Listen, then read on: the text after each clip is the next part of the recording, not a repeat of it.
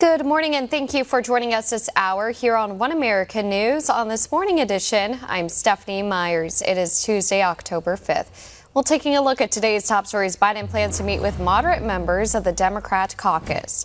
In a virtual meeting today, Biden plans to bridge the gap between moderates and progressives over the budget plan. On Monday, he met virtually with members of the Progressive Caucus to set a top line of $2.2 trillion. Progressives have demanded $3.5 trillion as their bottom line, while moderate Democrats like West Virginia Senator Joe Manchin are demanding a top line of $1.5 trillion. And Biden delivers a speech as the U.S. nears an economic disaster. Here's more. It will come as no surprise that I'd like to talk about what we need today to raise the debt limit, and why the Republicans in Congress, what they're doing today is so reckless and dangerous in my view. Joe Biden continues to shift blame as the U.S. teeters on the brink of an economic catastrophe. Speaking from the White House, Biden made his case for raising the debt ceiling by blaming President Trump and Republicans for spending too much and playing procedural games. And Republicans in Congress raised the debt 3 times when Donald Trump was president, and each time with Democrat support. But now they won't raise it. This even as he pushes a multi-trillion-dollar spending bill to pass through reconciliation, which would bypass Republicans. In his speech, Biden appeared to double down on his partisan rhetoric, telling his opponents to, quote, get out of the way so he can save the economy. Their obstruction and irresponsibility knows absolutely no bounds, excuse me, especially as we're clawing our way out of this pandemic. We tried asking to no avail. We're just asking them not to use procedural tricks to block us from doing the job that they won't do. Get out of the way so you don't destroy it. We don't have time to delay with elaborate procedural schemes, which Republicans' proposals require. However, reporters criticized Biden for not being able to bring his own party together to pass legislation. He went on to criticize his own party, admitting the spending issue is a result of Democrats going along with and voting for increased government spending. They won't vote to raise the debt limit to cover their own spending. Democrats voted with them to cover that spending the previous 4 years. The Democrat-controlled Congress has until October 18th to act or risk a historic default. And, according to Treasury Secretary Janet Yellen, if Congress fails, the economic fallout would be, quote, catastrophic. The U.S. Treasury is expected to be depleted by October 18th, stirring up a frenzied attempt by the White House to rally Congress into action. One America's chief White House correspondent, Chanel Rion, has more from the White House. Monday, after a crushing political defeat at the hands of his own party, Joe Biden took to the White House bullhorn to rally support for a different but fiscally related cause, raising the debt ceiling. After months of trying to convince Congress to spend trillions in social programs and questionably defined infrastructure, the Biden White House's agenda found itself scrapped, relegated to another month of negotiations at the hands of Nancy Pelosi. The following Monday, the Biden White House faced another looming problem. America can't pay its bills. Democrats want to raise the debt ceiling to borrow more trillions and pave the way for Biden's spending bills. But Biden was deliberate to blame the economic crisis ahead on what he deems uncooperative Republicans. So let's be clear. Not only are Republicans refusing to do their job, they're threatening to use their power, to prevent us from doing our job, saving the economy from a catastrophic event. The problem with this argument is that Democrats currently hold the majority. In a letter to Biden just moments before Biden's address, Senate Minority Leader Mitch McConnell was clear. Republican resistance to unlimited spending should not come as a surprise to Biden and his party. Quote, this could not be simpler. If they want to tax, borrow, and spend historic sums of money without our input, they'll have to raise the debt limit without our help. And while Biden paints as villainous anybody who opposes increasing America's debt, Biden himself voted against raising the debt ceiling 3 times between 2003 and 2006 as senator. And rather than admit that lifting the debt ceiling is to accommodate Biden's Build Back Better spending extravaganza, Biden Monday chose to blame his predecessor. The reason we have to raise the debt limit is in part because of the reckless tax and spending policies under the previous Trump administration. In 4 years, they incurred nearly $8 trillion. In 4 years, $8 trillion in additional debt, in bills we have to now pay off. Biden attempts here to gloss over the fact his agenda adds an estimated $6 trillion in spending. And while Biden claims this plan is paid for by raising taxes, only $2 trillion of it is paid for as it stands. When confronted by the fact these numbers do not add up, Speaker Pelosi explains away the discrepancies. So again, the Senate and the House, those who are not in full agreement with the president's rate, let's see what our value, let's not talk about numbers, and dollars. Add to this fiscally loose mentality, Biden Treasury Secretary Janet Yellen pushing to eliminate the debt ceiling altogether. To all this, Senate Republicans have simply recommended Biden use his Senate majority, his budget reconciliation powers, a move that would impart full responsibility on Democrats for any economic fallout that ensues. Chanel Vian, One American News, the White House. The top two senators duke it out on Capitol Hill over the latest fight regarding the debt ceiling. Here's more. The debate is heating up in the upper chamber as senators from both sides spar over the debt ceiling. On Monday, Senate Majority Leader Chuck Schumer and Senate Minority Leader Mitch McConnell took aim at one another amid the battle over who has control over the U.S. economy. Schumer is pointing his finger at Republicans, blaming the GOP for the U.S. legislature's failure to fully fund the government by the start of the new fiscal year. He threatens if Republicans aren't willing to pass the Democrat-led bills, Democrats will use their slim majorities to truck the bills through both chambers. We aren't asking Republicans to support it when it comes times for a vote.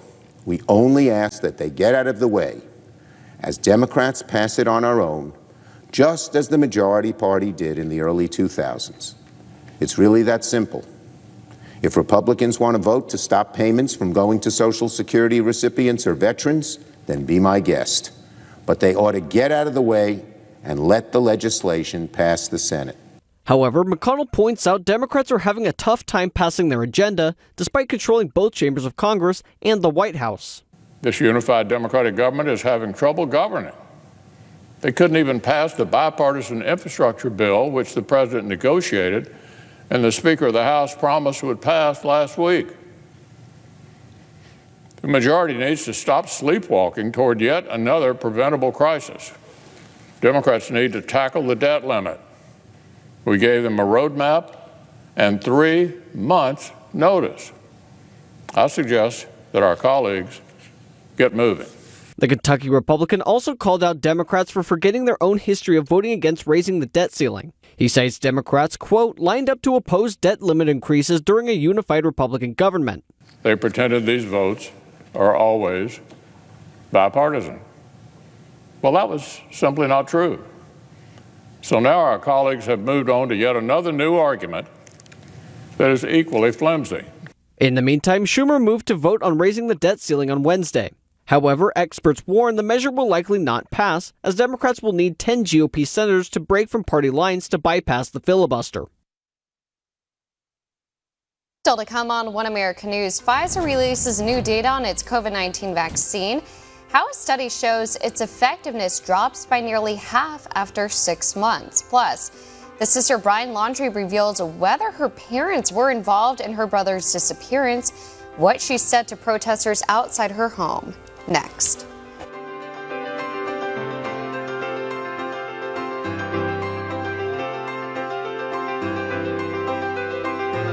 Here about 11 months ago. It's our project called Keep the Republic, and it's something that is going strong. So this is something that was inspired by the end of the Constitutional Convention. Benjamin Franklin was asked, what kind of government have you given us? He replied, Madam, a republic if you can keep it. Those lessons we still need to learn today. How do you keep a republic? It takes real, tangible action. Adopting the warrior ethos, placing the mission first, never accepting defeats, never quitting.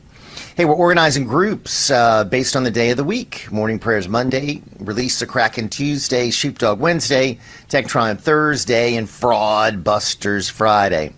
So today's groups, Release the Kraken Tuesday, are Keep the Republic groups who take action to remove tyrannical political representatives, and there are plenty of them. Prepare recall petitions. We need more of them. Letters of citizen censure. Conduct peaceful protest. Register voters and clean up voter rolls. And my gosh, conduct audits. We the people are the krakens who'll eat the swamp monsters. So, as two or more people get together, we can start small, grow big. You can use your family, friends, neighbors, co-workers, classmates, different ways to put your group together. As you do, send me your photos and videos. And, of course, you can reach me at Jeff, Jeff, at WGSO.com. We'll share them with the audience during the week. Include a short description of your group, the action depicted. And if you want a copy of our program, just email me at Jeff at WGSO.com. Or check out the website crewair.net, where we also have interesting information about my book, the latest video, my note from President Trump, of course, our petition to call for the immediate resignation of Rhino Senator Bill Cassidy, and details about our sheepdog organization. Check it out at crewair.net. We're revamping the site, too. I think you'll like it. Very user-friendly. Check it out at crewair.net. All right, each and every day in the program, we ask a member of our audience to submit to us a crazy mass photo of the day. And today's, I thought, was pretty good by Bernie. And this isn't a mask on someone, but it's a mask on the ground. And you know what, Bernie? I think that's very smart because guess what? There's a pollution going on worldwide. Our ocean's getting clogged with these things. Our beaches are getting spoiled. Our streets are being littered because people have these plastic masks they're throwing everywhere. And usually they end up right on the ground as trash. I see that literally everywhere. So another benefit of this whole insanity, litter. So, Bernie, thank you for that. If you have a crazy mass photo of the day you want to send to me, just email me at Jeff at WGSO.com, and we'll pick a brand new one each and every day. Hey, a lot to get into here this morning. Tom Cotton, the great senator from Arkansas, sounding the alarm about unknown Afghans fleeing U.S. military bases. Another catastrophe. We don't know how many came here. We don't know how they were vetted. Now we have lost them at our military bases. I mean, can this Biden administration mess up in any additional way? You had the NASCAR, I don't know if you saw this, at a NASCAR event the other day. The winner was being interviewed by an NBC reporter, and of course the crowd started chanting F Joe Biden, and the reporter tried to say, well, they're saying, let's go Brandon. That's just not what they were saying. People have been saying F Joe Biden everywhere now. Ryder Cup, NASCAR, football games, college, pros. They've been doing it at Major League Baseball games. I mean, it has now become a nationwide phenomenon. And, of course, the media won't ask creepy, sleepy Uncle Joe Beijing Biden about it. I've got a clip to share with you what some of the media asks Joe Biden. It's pathetic. These media folks are pathetic. DACA illegal alien activist confronting Kirsten Sinema, not only in the bathroom, but also on a commercial flight. And Biden says, hey, no big deal. No big deal. Not in the least bit concerned about what this lady is going through. The one so-called moderate. I mean, at least she's not a super radical. I mean, I would never call her conservative. I mean, she's done too much of the bidding of the Democrats, but she's not a super radical Bernie Sanders Democrat, and for that she's being abused, and she's being threatened, and she's being harassed, and Biden doesn't have any problem with it. 504-556-9696. Well, flip-flopping phony Fauci. You can check out my latest column at americasvoice.news, americasvoice.news, The Grinch Who Stole Freedom. He doesn't like tough questions about vaccinated super spreaders. He doesn't like questions about natural immunity. He doesn't like questions about whether he should resign. Now he's backpedaling from his Christmas declaration that we can't celebrate Christmas.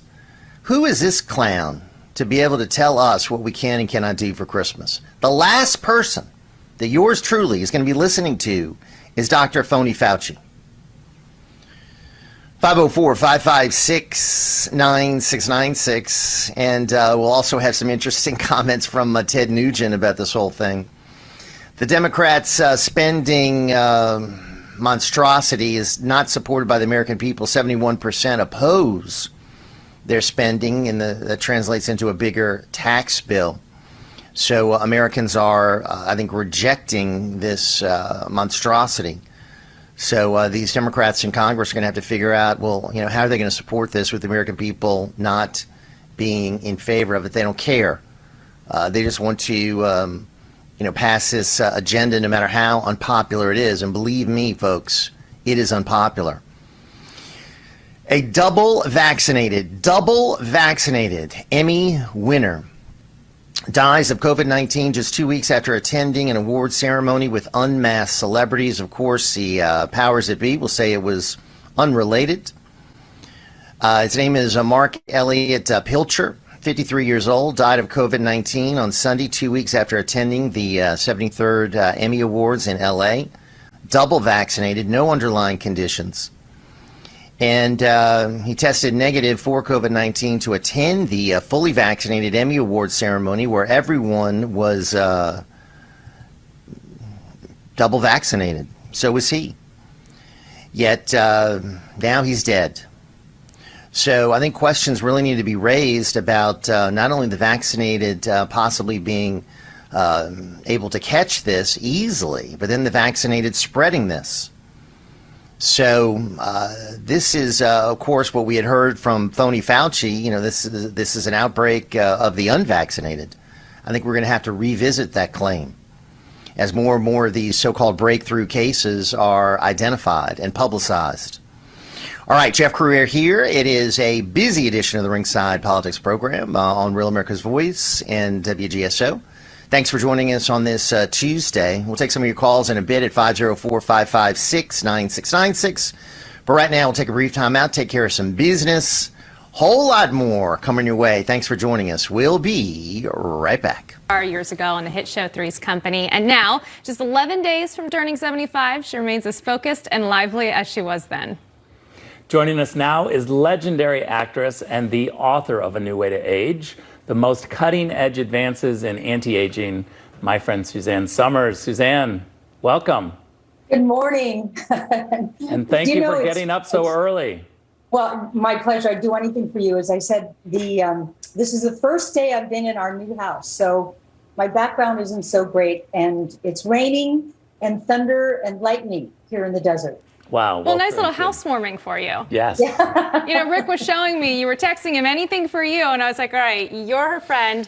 I'm a big fan. So this should be great. But Suzanne, your journey is Park Magazine's cover story with a fantastic picture, let me say. And you say aging is amazing and the industry is framing, it's so interesting how much the industry frames anti-aging as such a negative. But you say it's something we should aspire to. Why is that? Well, first of all, you're lucky if you age. Yeah. And what I write about in my book, A New Way to Age, is that aging is about worn out parts, just like a car. If you had a Maserati and you heard little dings and ticks and things, you'd take it to a mechanic. Well, we don't listen to the body of our language, and the body can't operate without hormonal balance, nutritional balance, and mineral balance. And you put back what you've lost in the aging process. And I'm enjoying a quality of life that I just never thought would be possible at this age. Suzanne, I know that this is your 27th book, which is remarkable to think about, writing 27 books. But Chrissy Snow. Exactly. For those at home who maybe haven't paid attention to the aging process or to their health enough, what do you recommend that someone do to start off? Maybe they're a little bit older and they haven't paid attention. What can they do now to kind of kickstart a healthier life? Well, and you're going to be surprised at what I'm going to say. I had cancer 20 years ago, a very virulent type of breast cancer. And it became my veiled gift. And that's when I really started writing the books. And I thought, what have I done in my diet and lifestyle to play host to this disease? I think food is so important. If you eat food sprayed with poisons and and pesticides and genetically modified food. What do you expect? So what I put into my body, and when I had cancer, I decided I was going to change my life because I didn't do traditional treatment. I was going to eat as though my life depended upon it. I was going to sleep as though my life depended upon it. I was going to think. And your thoughts are so important because the brain believes everything you tell it. And that's why I say cancer was a veiled gift for me. And there are a lot of things I've learned about breast cancer since then that I wish I had known 20, 30 years ago. Mm-hmm. Like women, this is like not your daily work, Rick, but when our hormones are off, the first hormone that we usually drain out of is progesterone. Mm-hmm. So that means your estrogen keeps rising and rising and rising and rising and building lining and building lining and building lining, but the progesterone never comes in to calm everything down. And I wish doctors understood it better. I lecture to doctors all the time, which is one of the privileges of my life, about really trying to understand the hormonal system, because in medical school, they don't study it. They just throw these synthetic so-called hormones at women. And if you want to gain a lot of weight, that's a great way to gain a lot of weight. You know, Suzanne, I'm dealing with some post-baby hormones, so my life is like this constantly. I'm looking forward to this book. But you touch on so many important things, intentional eating, and how if we've learned one thing the past 18 months, it's how important our health is. And like you mentioned in the very beginning, it's a gift to age. Everybody wants to stay healthy and age another year now, you know? And I wish we could talk about this for hours. Unfortunately, that's all the time we have now is life extension. We're living longer than we've ever lived. It's very normal to live well into the 90s now. But what the medical establishment hasn't grasped is what good is life extension without quality of life? What I write about is quality of life. I want to be alive while I'm alive. And that's why I'm friends with young guys like Rick. Like this guy? I'm learning all about that this week, Suzanne. Feeling as good as you look, making good company. Thank you so much for joining us. Yeah. Okay, but watch. I teach 3 times a week on Facebook Live. Facebook Live. While we were having talking about that. No and question. We do the Gut Renew Challenge and all sorts of things. We've got gut problems, hormone problems, relationship problems. You just want to watch me and Al be bad. All right. All the best. See you soon. Thank you. Thanks. A quarter of the entire debt incurred now outstanding after more than 200 years. And of course, the Democrats in Congress, they wanted to spend more. So Donald Trump, yes, increased the debt. So did every president since Andrew Jackson. But Democrats in Congress would have made it even worse. Of course, Joe Biden is taking it to a whole new level with, $5 trillion in spending that we do not have. And, of course, that's going to add to the debt big time. And he's only been in office for 9 woeful months. Then you've got another irritant, and that is Jen Psaki asked about Hunter Biden, another corrupt member of the Biden family. She gives a non-answer about that. Let's check out clip number 4. Wouldn't it be assuring to the American people as we head into this if they just let the American people know if Hunter has divulged himself of that? Well, again, I conveyed to you, and then I think I'm going to have to move on, that you should talk to his representatives. And there's no reason to yell. I'm certainly not yelling. You should talk to his representatives. That remains his policy. He's been working to wind that down. Beyond that, I think they would talk to his representatives. His representatives. Hunter's got representatives? Okay. I guess they're teaching him how to do artwork. Those are the representatives, art teachers. Then Jen Psaki was asked about high gas prices. Of course, they've been skyrocketing since the day Biden took office, but she blames last month's Hurricane Ida. Let's check out clip number 5. I would note, as it relates to gas prices here, what we're seeing in some parts of the country is that gasoline prices naturally ticking up, in part in the wake of Hurricane Ida, because the hurricane hit a region that is a key center of the nation's oil production and refining infrastructure. And we've been working around the clock with the state and local governments for the last month to, of course, restore electricity and also help facilities get back online for production to ensure that did not have an impact on oil prices and gasoline here. I mean, she's just such a liar. By the way, there are parts of Louisiana that are in third world conditions right now, over a month after Hurricane Ida. You know, where is the Biden administration? Who knows? Of course, so many topics to talk about: the border, oil prices, inflation surging, bad economy, unemployment, the Afghanistan debacle. Drone strike killing innocent people, Americans being killed, left behind.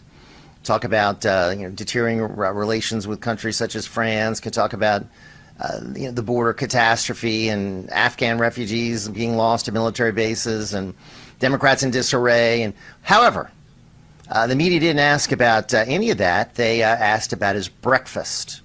Of course, this is the same media that really probed deeply about his ice cream choices a few months back. Now they're wanting to know how his breakfast was. I mean, can you get over these media folks?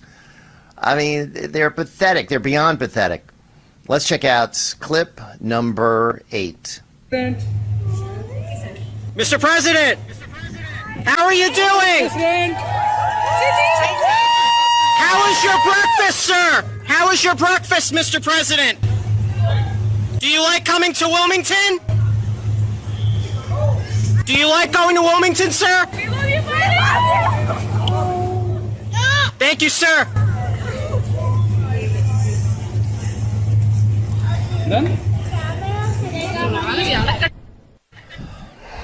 Thank you, sir. May I have another?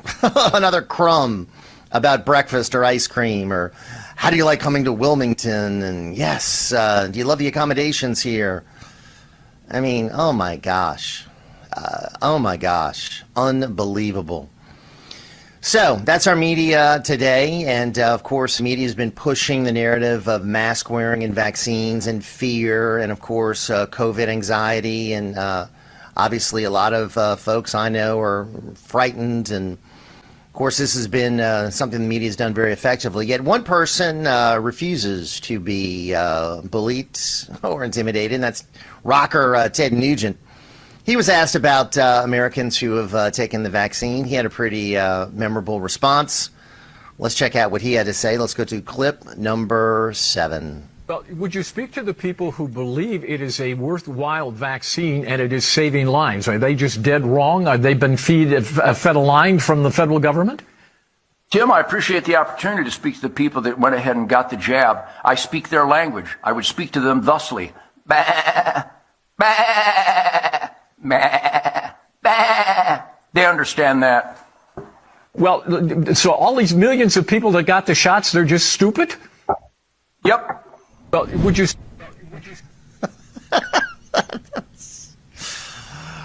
That's Ted Nugent, not holding back. One of the best in entertainment. Of course, a rarity in entertainment because pretty much every other rocker, star, TV, movies, any other person in entertainment, social media personality, influencer. These people are all left-wing fools, the vast majority of them. But one guy who stands alone, Ted Nugent. And now a disturbing song about mask wearing. This is now what's being promoted to our young kids. Check this out. Let's go to clip number 6. 2, 3. I wear a mask to school. I wear a mask to school. Hi ho the Dario. I wear a mask to school. It helps to keep me safe. It helps to keep me safe. Hi ho the Dario. It helps to keep me safe. It keeps my friends safe. It keeps my friends safe. Hi ho the Dario, it keeps my friends safe. And let me see a hooray! Put your hands up in the air! Unbelievable. Well, that's what they're teaching our young people. The masks are keeping them safe. It's all about the masks. And, of course, you have now parents sending their kids, and these are young, we're talking 5-year-olds, 4-year-olds into school with masks on, believing that their masks are keeping them safe. And I think they're doing incredible damage to these young people. And that's why so many parents are fighting it across the country. They need to continue to fight it. All right, Jeff Crouere here. It is Ringside Politics on the airwaves on Real America's Voice and WGSO. Got a brief time out, take care of some business. Come back and open up our phone lines at 504-556-9696. We want to hear from you next, right here on Ringside. Supply, and we're going to have challenges distributing it all, I believe. The U.S. reported over 160,000 new COVID-19 cases on Monday. A new report says a group that harassed Arizona Senator Kyrsten Sinema and followed her into the women's restroom is seemingly linked to George Soros. A Breitbart report Monday shows a group of Sinema harassers known as the Living United for Change in Arizona is a partner of the Soros Center for Popular Democracy. According to Breitbart, the LUCHA is known primarily as a far left-wing group demanding amnesty to the millions of illegal immigrants living in the U.S. Meanwhile, Sinema continues to fight off left-wing attacks as she stands firm on not supporting. The Department of Defense is investigating the possibility of a security threat behind Monday's social media platform outages. Millions of users around the world went dark as Facebook, Instagram, and WhatsApp experienced server errors. Facebook employees also reported not being able to access conference rooms or other systems during the outage. Initially, reports suggested it could have been a so-called DNS withdrawal issue, but suspicion mounted when the Facebook domain name was later posted for sale online. Back in September, the personal information of more than 1.5 billion Facebook users was sold on a hacker forum. After nearly 6 hours, Facebook and Instagram are back online, with CEO Mark Zuckerberg apologizing for the outage. Meantime, Facebook is announcing they know the reason behind Monday's outage. Here is Libby Hogan with the details. Facebook, Instagram and WhatsApp lit up again after a nearly 6-hour outage on Monday. Facebook apologized and initially could not say what caused the failure. But the company later said the problem was a faulty configuration change. CEO Mark Zuckerberg posted on Facebook, quote, "Sorry for the disruption today. I know how much you rely on our services to stay connected with the people you care about." The outage was the second blow in days to the social media giant. On Sunday, a whistleblower accused the company of prioritizing profit over clamping down on hate speech and misinformation. Shares fell nearly 5% for Facebook, but later rose 0.5% in after-hours trade after the platforms rebooted. Several Facebook employees who declined to be named said that they believed that the outage was caused by an internal mistake in how internet traffic is routed to its systems. Facebook lost about $545,000 in US ad revenue per hour during the outage. That's according to ad measurement firm Standard Media Index. Security experts said an unintentional mistake or sabotage by an insider were both plausible.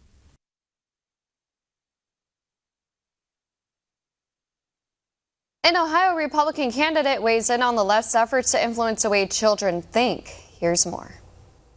Ohio senatorial candidate J.D. Vance accuses people he calls childless leftists of brainwashing the children of conservatives. The Hillbilly Elegy author made the statement in an interview with Breitbart News Daily on Monday. He pointed to the far left's apparent preoccupation with education as a method of keeping their ideology alive. Vance name-dropped childless Democrat politician Senator Cory Booker and Representative Alexandria Ocasio-Cortez. They don't have kids, and so there's this weird way where they want to take our kids and brainwash them so that their ideas continue to exist in the next generation. He stressed the far left should refrain from putting their ideologies onto children that do not pertain to them. And I just say, look, leave your hands off of our children. Stop trying to brainwash them. Parents get to raise their children. Families get to raise their children, not the state, not the leaders of the left. Moreover, Vance said they should shift their focus onto their own children. If you want to brainwash children, have your own kids to brainwash. Leave your hands off of mine. Biden rolls back a Trump-era ban on federal funding going toward those who perform abortions. On Monday, the Biden administration reversed the order, which barred clinics that provide abortion referrals and services from receiving federal funds. This move reverses limitations placed on Title X by the Trump administration. While Title X has always prohibited federal funding from going directly to abortion care, Trump also made it so those clinics who made referrals for abortion care would also not receive funding. Biden's rule, which returns the Title X program to how it functioned between 2000 and 2019, will go into effect November 8th. Evangelical Christians will gather this week for the annual Pray, Vote, and Stand Summit. Here's One America's John Hines. I wanted to talk to you, sit down with you, because I know that there is a big event that the Family Research Council sponsors annually, and it used to be called the Values Voter Summit. I think that's singular, right? Values Voter Summit. Now it is I believe the Pray, Vote, Stand Summit, and it is coming up in just a few days here. It is a somewhat different agenda. The venue is somewhat different, and I'm wondering what's happening in the venue change, and the change of the name of the event also connotes a little different focus. What's going on? The venue change, the name change, it's actually something we've been contemplating for a few years. COVID was a part of it, and last year, as you know, you were here, we were totally virtual. In this very room, much it was. Yeah. And we went from 2,500 attending to 30,000 actually watching online. So this year is going to be similar in that we'll have a large crowd there. We've already have registration that's almost full. We'll have probably 2,500 people there, and then it'll be online. People can actually watch and it's interactive. PrayVoteStand.org, so they can be a part of it October the 6th through the 8th. Now, the venue change. Why the venue change? We're actually at Cornerstone Chapel in Leesburg,